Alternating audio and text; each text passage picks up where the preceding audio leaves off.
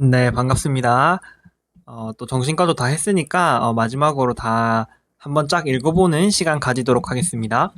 자, 먼저 정신과 약물부터 한번 봤었죠. 그래서 First Generation Antipsychotics 같은 경우에는 도파민의 여러 가지 작용들이 있는데 요 여러 가지 이제 클로프로마진이나 할로페리돌 같은 경우에는 이 여러 가지 D2 도파민 수용체를 비선택적으로 차단하면서 도파민의 작용을 전반적으로 억제했습니다.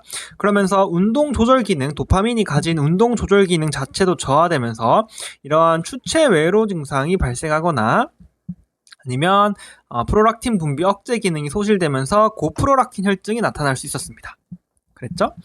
자, 그 다음에 그래서 이 추체외로 증상이 뭐냐 하면은 크게 네 가지: 급성 근긴장 이상, 정좌불능증, 파킨슨증, 지연성 운동장애, 이렇게 네 가지였는데 우리는 이 급성 근긴장 이상 요것과 급성 부작용이라고 보통 말하고요.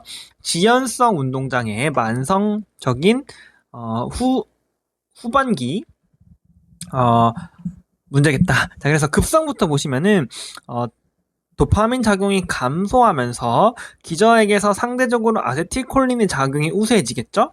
그러면서 투여 후 수일 이내에 발생하는 급성 EPS다. 그러면서 특정 근육이 수축된 상태로 고정되는 겁니다. 그렇기 때문에 뭐 목이 돌아가거나 안구상전, 턱 경직 이러한 비정상적인 자세와 근육 경련이 나타날 수 있다. 그래서 필요시 벤조다이아제핀을 투여해서 중추 흥분을 억제하고 근육 경련을 완화해야 된다. 이렇게 보시면 되겠습니다. 자, 지연은 오히려 도파민 수용체를 차단하니까 우리 몸이 적응하면서 도파민 수용체가 증가하고 수용체의 민감도가 증가하면서 오히려 근육의 활동이 생기는 거죠. 그래서 입술을 오물거리거나 혀를 내미는 동작, 얼굴 찌끄림 등 오히려 운동이 나타나는 그런 거였죠. 그래서 감량하거나 아니면은 세컨드 제너레이션으로 변경했어야 됐다. 자, 그 다음에 이제 세컨드 제너레이션 같은 경우에는 각 종류의 적응증이나 특징을 조금 알고 있어야 됐다. 그래서 클로자핀 같은 경우에는 가장 강력한 안티사이코틱스로 치료 저항성 조현병이나 자살 위험이 높은 조현병에서 사용한다. 그래서 다만 무과립증이 발생할 수 있기 때문에 정기적인 CBC 추적이 필요하고요. 체중 증가나 대사증후군 등의 모든 부작용이 싹 다 있기 때문에 조현병에서 1차로 사용되지는 않습니다. 좀 빡센 약이다. 이렇게 생각하시면 되겠습니다. 자, 쿠에티아핀 같은 경우에는 이제 클로자핀을 조금 세팅을 조금 한 그런 거죠. 그래서 EPS 발생 위험은 클로자핀과 마찬가지로 매우 낮지만 무과립증의 위험이 없기 때문에 EPS가 발생한 환자에서 가장 선호됩니다. 그래서 EPS나 파킨슨 디지즈 환자에서 선호된다. 또한 진정 효과가 강한데 요거는 부작용일 수도 있지만 요런 거를 저용량으로 사용했을 때는 불면증에서 수면 보조제로 활용할 수도 있겠다. 자, 리스페리돈 같은 경우에는 뭐 자주 쓰기는 하지만 부작용이 좀 있습니다. 고프로락틴 혈증도 부작용을 케어하지 못했고 EPS도 케어하지 못해서 그런 약이다라고 생각하시면 되고요. 자, 올란자핀 같은 경우에는 주로 체중 증가가 있다. 그렇기 때문에 저체중 환자에서는 고려를 오히려 할 수 있지만 비만이나 대사 장애가 있는 경우에는 사용하지 않는다. 아레피프라졸과 지프라시돈 같은 경우에는 보통은 있으면 이게 답입니다. 그래서 뭐 정확하게 저희가 정신과를 하진 않으니까 잘 모르겠지만 우리 기준에서는 효과도 있으면서 부작용이 없다는, 부작용이 없는 장점이 있기 때문에 선지에 있으면 웬만하면 답입니다. 그래서 이렇게 뭐 치료 저항성이라든지 아니면 자살 위험이 높았을 때 클로자핀이 정답인 경우가 있는데 그거 외에는 선지에 나오면 무조건 아레피프라졸이 혹은 지프라시돈이 답이다. 이렇게 보시면 되겠습니다. 자, 안티디프레센트죠. 항우울제 같은 경우에는 세로토닌과 노르에피네프린이 이제 주요합니다. 이런 것들의 신경 전달 물질이 부족해지면서 문제가 발생한다라는 가설이죠. 세로토닌은 기분을 조절하고 이제 불안을 완화하는 효과가 있더라. 그리고 노르에피네프린은 각성과 에너지 그리고 의욕을 조절하는 역할을 하더라. 그래서 불안하면 SSRI를 이제 주로 투여한다. 이런 거죠. 세로토닌을 커버할 수 있는. 그렇고요. 그래서 SSRI 같은 경우에는 이거 셀렉 예, 세로토닌의 재흡수 수용체를 선택적으로 억제하면서 시냅스 내 세로토닌 농도를 증가시키는 약이다. 그래서 우울증, 우울장애 1차 치료제로 사용하고요. 그다음에 이름을 알아두셔야 되겠다.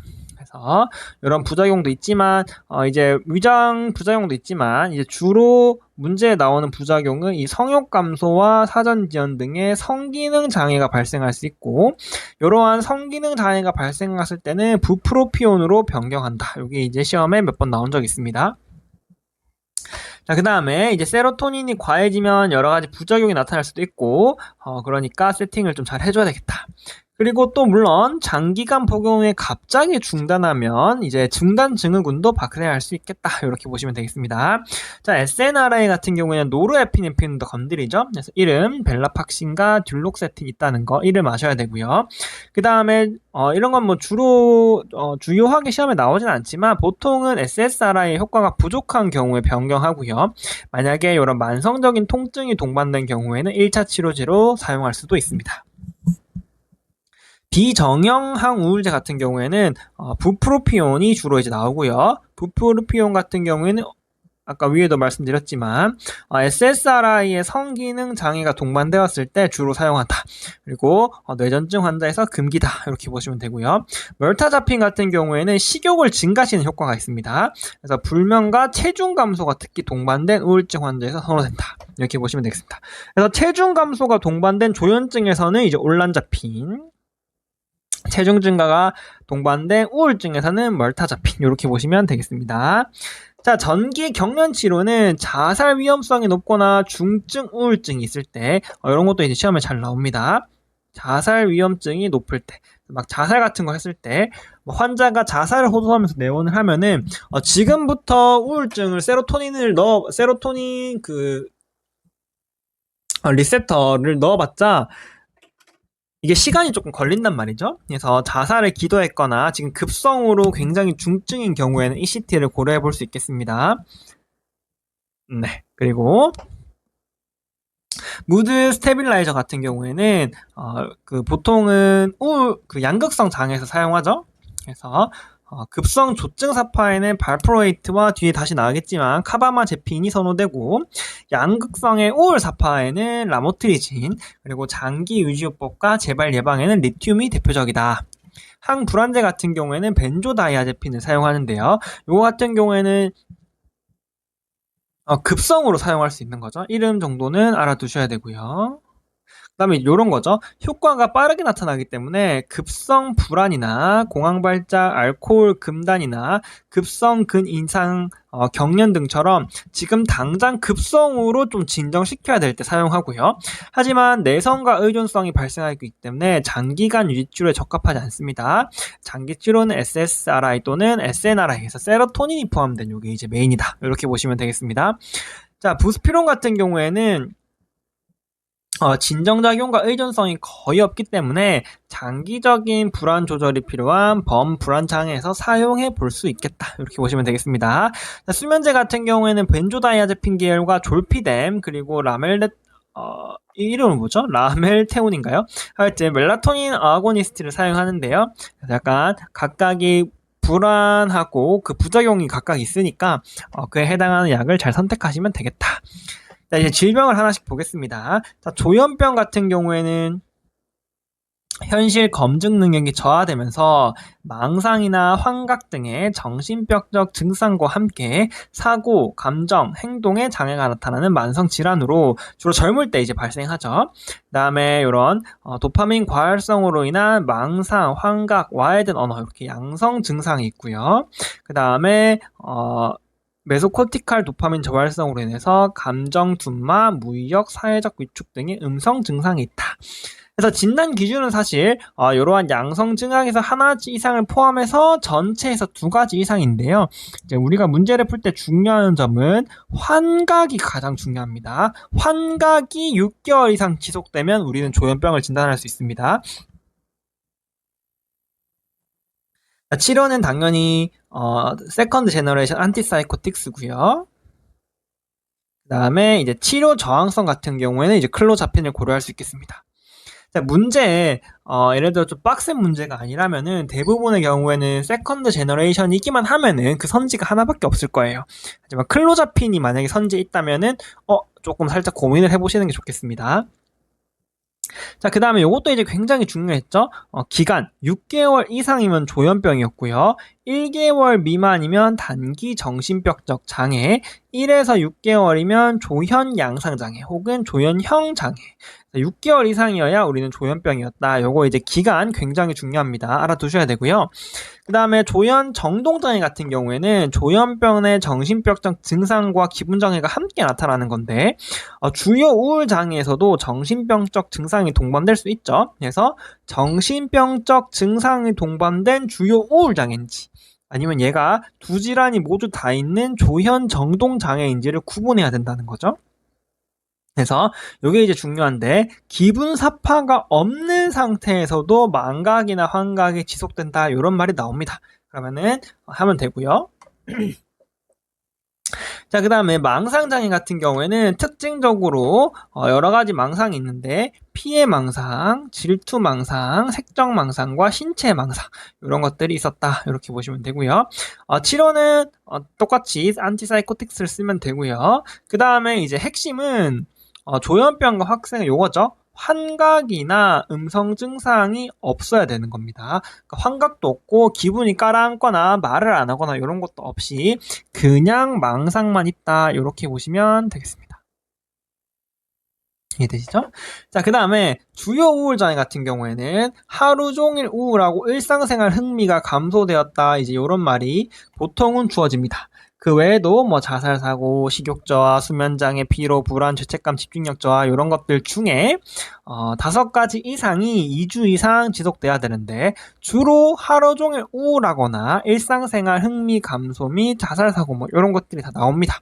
그 다음에 요즘 같은 경우에는 이런 약물, 스테로이드나 인터페론, 베타블로커, 경구 피임약이 우울증을 유발하거나 악화시킬 수 있기 때문에 이런 게 없는지 반드시 확인을 해주셔야 됩니다. 자, 치료는 퍼스트 라인으로 SSRI고요. 그다음에 ECT도 고려해 볼 수 있다고 말씀드렸습니다. 자, 주요 우울 장애는 특정형이 있는데, 즐거운 일이 있어도 즐거움을 못 느끼는 멜랑콜리아, 식욕 증가와 과다 수면, 기분이 오락가락하는 비전형 우울증이 있습니다. 그 다음에 우울 장애보다 증상이 비교적 경미하면서, 이런 말이 중요하죠. 일상생활이나 직장생활을 유지할 수 있고 2년 이상 지속되면 지속형 우울 장애다, 이런 말이 있다. 그래서 정상애도 반응 같은 경우에는 정상적인 정서 반응인데, 이러한 우울증이 고인에 대한 슬픔과 그리움이 중심이고요. 죄책감이나 사설 사고가 있을 순 있지만 고인을 다시 만나고 싶은 소망이라던가 항상 그 고인에 대한 연관된 우울이 핵심입니다. 자, 그 다음에 일상생활과 사회적 기능이 회복되는 게 정상애도 반응의 핵심이고요. 만약에 이러한 기능도 조금 떨어지고 12개월 이상 지속되지만 항상 고인과 관련된 슬픔이 보이면 지속성 애도 장애로 볼 수도 있겠습니다. 자, 양극성 장애 같은 경우에는 조증의 지속 시간이 굉장히 중요했죠. 그래서 조증이 1주 이상 지속되면 조증 사파니까 바로 일형 양극성 장애고요. 4일 이상 지속되면 경조증 사파니까 우울증 사파가 있으면 2형 양극성 장애라고 보시면 되겠습니다. 자, 치료 같은 경우에는 기분 안정제, 무드 스테빌라이저인데요. 조증 사파는 급성으로 조증 사파는 발프로웨이트와 카바마제핀, 그다음에 우울 사파는 라모트리진, 그다음에 장기 유지요법과 재발에는 리튬을 사용한다, 이렇게 보시면 되겠습니다. 그 다음에 우울증은 뭐 그렇게 잘 나오진 않지만, 우울증이든 아니면 양극성 장애든 조현병이든 뭐든 상관없이 특정한 정신질환에 더불어서 공격성을 보이는 경우가 있죠. 그래서 공격성을 보이는 경우에는 질환과 상관없이 흥분이나 공격성이 심한 경우에는 안티사이코틱스를 사용해 볼 수 있겠습니다. 그래서 예를 들어서 뒤에 소아에도 그 ADHD나 자폐 같은 경우에서 심한 공격성을 보인다면 그 경우에도 세컨드 제너레이션 안티사이코틱스를 사용할 수 있겠습니다.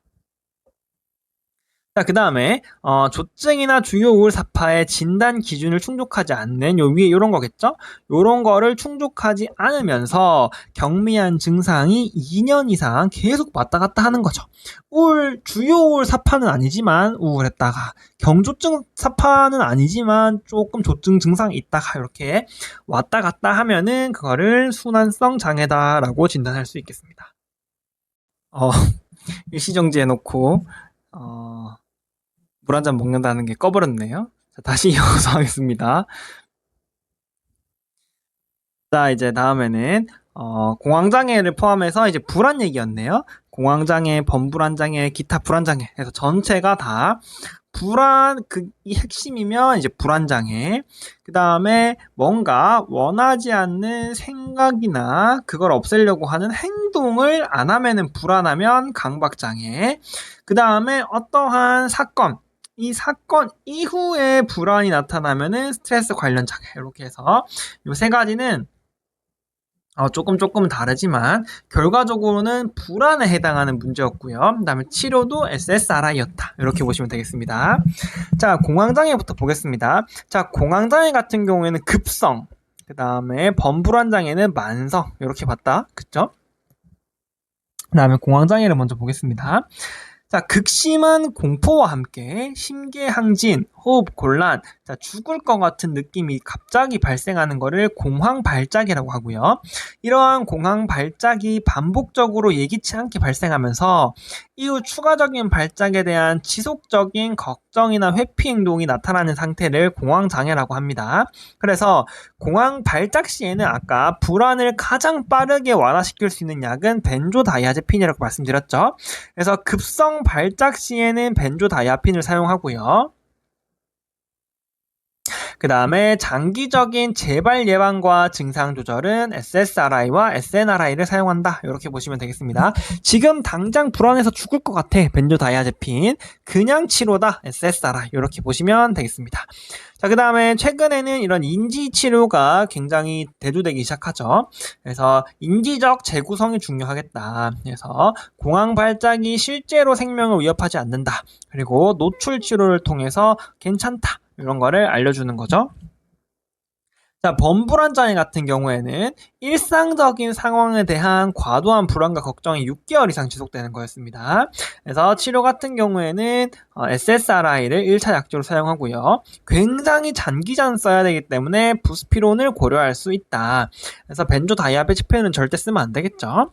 기타 불안장애에는 광장공포증, 사회불안장애, 특정공포증 이런 것들이 있었는데 각각 뭐 특수한 그런 게 있으니까 확인하시면 되고요. 치료 같은 경우에는 주로 SSRI나 SNRI를 쓴다. 자, 강박장애 같은 경우에는 원하지 않는, 요게 이제 중요합니다. 원하지 않고 환자가 이러한 생각과 행동이 비합리적이라는 걸 알고 있지만 스스로 멈추기가 어려운 겁니다. 치료 같은 경우에는 고용량 SSRI를 충분한 기간 투여하는데 주로 여기는 치료가 노출과 반응 방지가 주로 치료로 출제됩니다. 그 다음에 기타 강박 장애 같은 경우에는 시험에 잘 출제되지는 않는 부분인데 신체 이형 장애, 몸이 뭔가 이상해요 라던가 저장 장애 아니면은 피부 벗기기 장애는 모두 강박과 관련된 거고요. 그 다음에 발모 장애가 이제 충동을 느끼는 게 조금 차이가 있었죠. 자, 그 다음에 스트레스 관련 장애 같은 경우에는 크게 적응, 급성 스트레스, 외상후 이런 게 있는데 결과적으로 사건 후 3개월 이내에 우울과 불안 행동 장애가 나타나면은 우리가 적응 장애다라고 표현했고요. 생명을 위협하는 외상이 있어야 돼요. 그 다음에 이런 것 이후에 악몽, 이거 워딩이 굉장히 중요합니다. 악몽과 유사 상황 회피 그리고 쉽게 놀라 이러한 증상이 나타나면 우리가 급성 스트레스 장애를 진단했죠. 그 다음에 1개월 이상 지속되면 외상 후 스트레스 장애로 진단했다. 이 진단 기준이 달라지는 거를 아셔야 됩니다. 왜냐면 문제 같은 거 보면은 딱 봐도 이거 스트레스다 라고 하는데 선지에 이 세 개가 다 나와요. 적응인지 급성인지 외상인지 다 나오기 때문에 정확한 진단 기준을 아셔야 된다. 자, 성격 장애 같은 경우에는 그때 따로 하진 않았죠? 이번 시간에 한번 읽어볼게요. 여러 가지가 있는데 각각이 뭘 의미하는지만 간단하게 아시면 됩니다.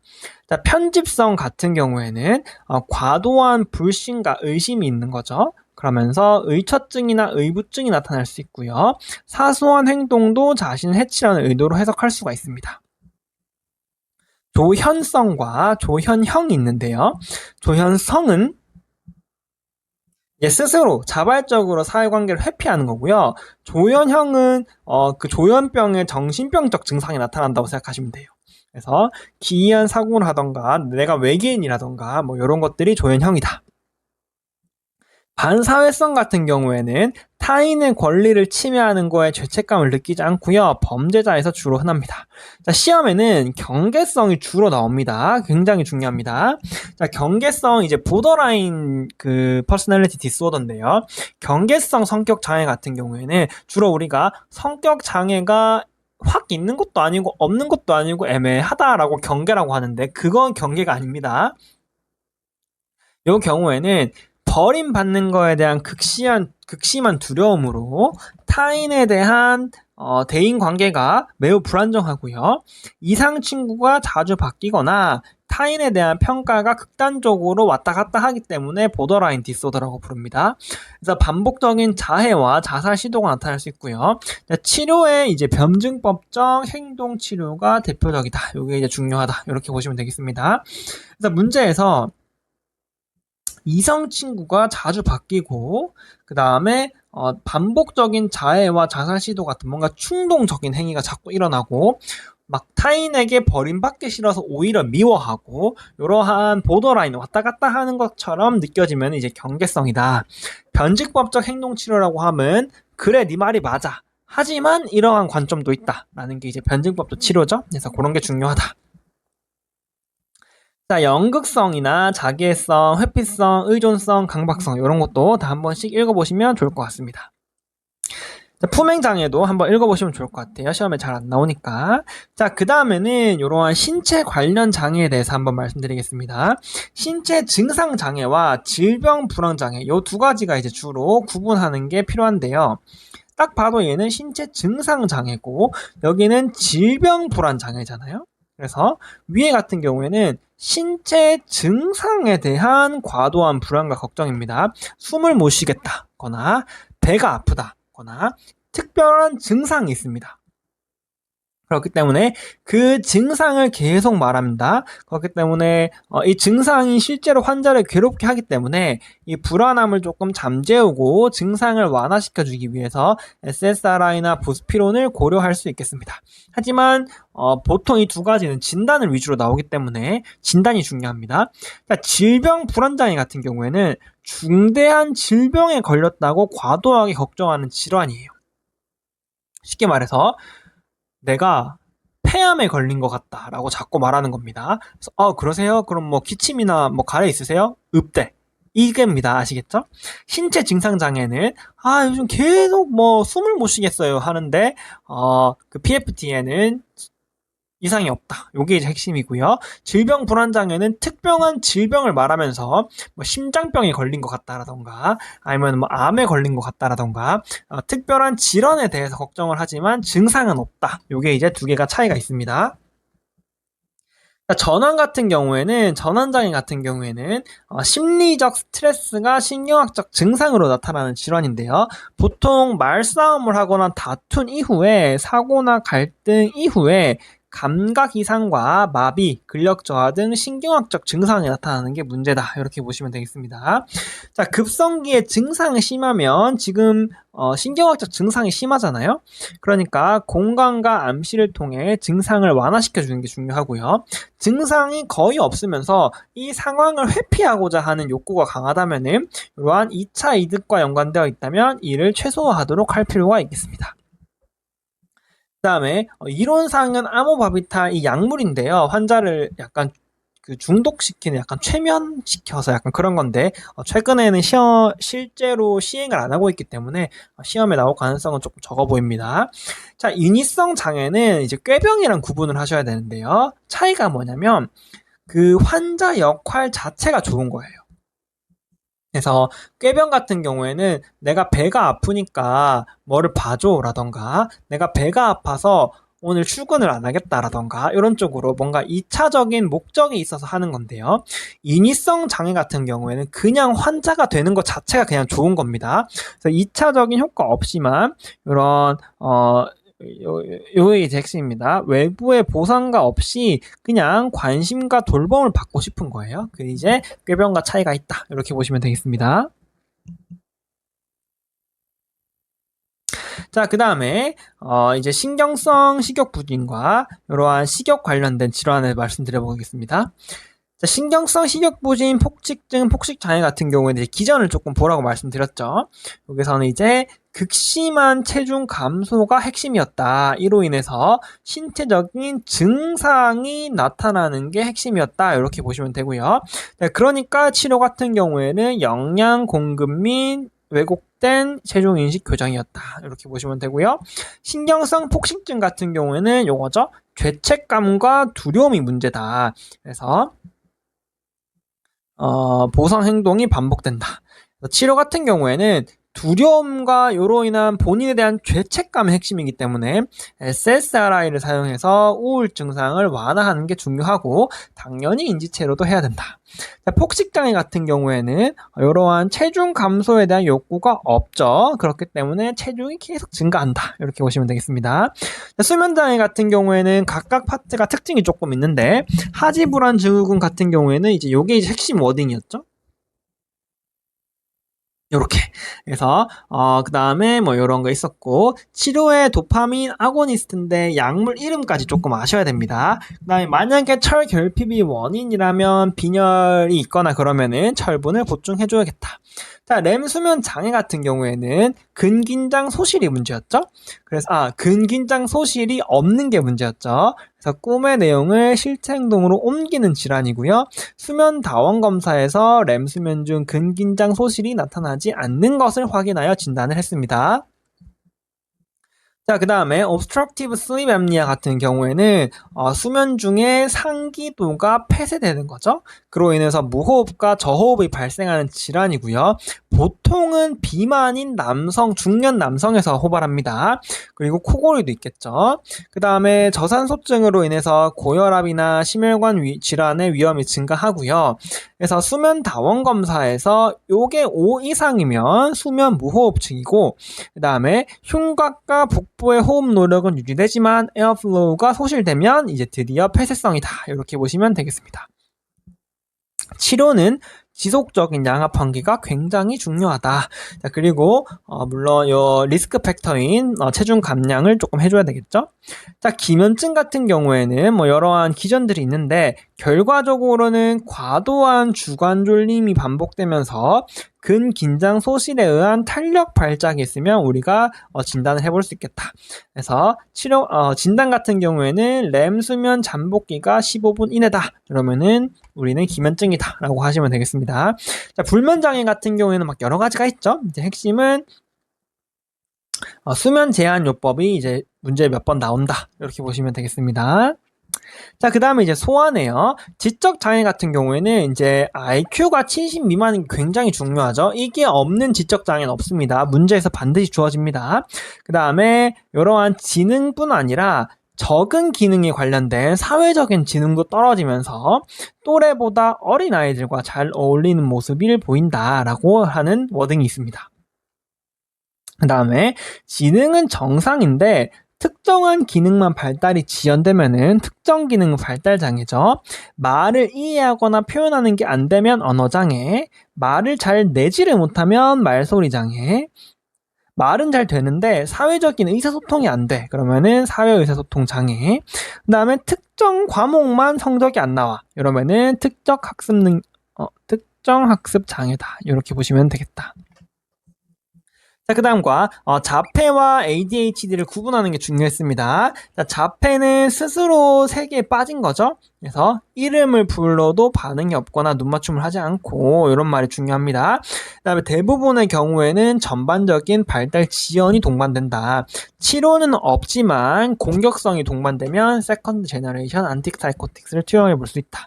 ADHD는 이제 물론 충동적이거나 파괴적인 행동이 나타날 수 있지만 주의력 부족이 이제 주로 나오고요.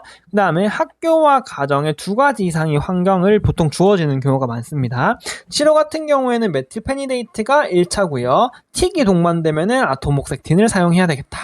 그래서 바로 틱이 나오는데 틱은 워낙 뻔하니까 보면 되고요. 그 다음에 보통은 경과 관찰하는데 일상생활에 지장을 주는 경우에는 세컨드 제너레이션 안티사이코틱스로 진정을 시켜줄 수 있겠다. 정서장애도 그 파트에서 한번 읽어보시면 좋을 것 같습니다. 자, 그 다음에는 이제 신경 인지 기능 저하네요. 요 4가지 알츠하이머, 혈관성, 전두측두엽, 루이 소체를 비교하는 게 조금 중요했고요. 알츠하이머 같은 경우에는 점진적인 기억력 저하가 핵심이었다. 그 다음에 MS에서 25점 미만이고요. MRI에서 대뇌피질 위축과 뇌실 확장이 관찰된다. 치료는 인지기능 재성제를 투여하고 인지 재활도 병행해 볼 수 있겠다. 혈관성 치매 같은 경우에는 뇌졸중 증상이 나옵니다. 이후에 신경학적 증상이 동반되면서 계단식으로 인지기능이 약화되는 특징이 있겠다. 전두측두엽 같은 경우에는 조기에 발병하기도 하는데 핵심은 성격 변화와 충동적이거나 강박적인 행동. 그래서 알츠하이머는 기억력 저하부터, 전두측두엽은 성격 변화부터라고 말씀드렸습니다. 다음에 MRI에서 이런 위축이 관찰될 수 있겠죠. 자, 루이 소체는 뇌관까지 침범하면서 어딨죠? 반복적인 환시나 아니면은 인지 기능이 변동되거나 렘 수면 행동 장애가 보일 수 있겠다. 이렇게 보시면 되겠습니다. 그 다음에 경도인지 장애, 직장 생활이 가능하면 경도인지 장애고요. 가성 치매 우울증 있는지 반드시 확인해야 됐습니다. 그 다음에 기억 상실 같은 경우에는 일과성 완전 기억 상실. 그래서 앞쪽으로의 기억력이 잘 들어가지 않는 거죠. 그러면서 같은 질문을 반복하거나 여기 어디고 내가 왜 있지? 같은 반응을 계속 보입니다. 급성기에는 MRI가 정상이지만 24에서 72시간 이후에 해마의 전모형의 고신호가 관찰될 수 있겠다. 자, 해리성 기억상실 같은 경우에는 심한 정신적인 외상이 있습니다. 그 다음에 그 외상과 관련된 일정 기간의 기억을 회상하지 못하는 이런 거다. 이렇게 보시면 되겠습니다. 일종의 방어 기전이라고 보시면 되겠다. 자, 선망 같은 경우에는 골절이나 수술, 주로 이제 수술로 문제가 나옵니다. 혹은 이상한 약물이라던가 이러한 신체적 이상으로 인해서 급성으로 발생하는 가역적인 뇌 기능 장애다. 이렇게 보시면 되고요. 그 다음에 안절, 우절 못하거나 과잉 행동을 하는 과활동형과 졸리면서 깔아지는 저활동형이 나타날 수 있고요. 원인 질환 당연히 교정해야겠지만 이런 거 진압력을 유지하고 만약에 환각이 심하면은 할로페리돌이 주로 사용된다. 이렇게 보시면 되겠습니다. 자, 마지막으로 알코올 같은 경우에는 이런 신체적 합병증 평가를 확인해야 됐었고 항갈망제나 아니면은 혐오 반응을 유발하는 디설피람을 쓸 수 있겠다. 그 다음에 알코올 관련 급성 합병증은 요 2가지를 구분해서 써야 됐죠. 그래서 환각과 망상이 메인이고 조금 중증으로 증상이 발생하는 알코올 유발 정신병적 장애와 금단이 메인이면서 손떨림이나 빈맥 이런 것들이 메인이면서 증상이 심해지면 선망도 나타날 수 있는 금단이 있었다. 다음에 치료는 벤조다이아제핀을 즉시 투여해야 되고요. 환각이 심하면 할로페리도를 쓸 수도 있겠다. 자, 베르니케 같은 경우에는 사이아민이 부족한 거죠. 그러면서 급성 신경학적 질환으로 보행실조와 안구운동 장애, 의식호탕이 나타난다. 그 다음에 치료가 지연되면은 기억장애와 자카증을 특징으로 하는 코르사코프도 진행할 수가 있겠습니다. 즉시 사이아민을 투여해야겠다. 이렇게 해서 정신과도 모두 마쳤습니다. 각각의 필요와 조금 자세한 것들은 각각의 단원에 있으니까 그 파트에서 다시 봐주시면 감사하겠습니다. 수고하셨습니다.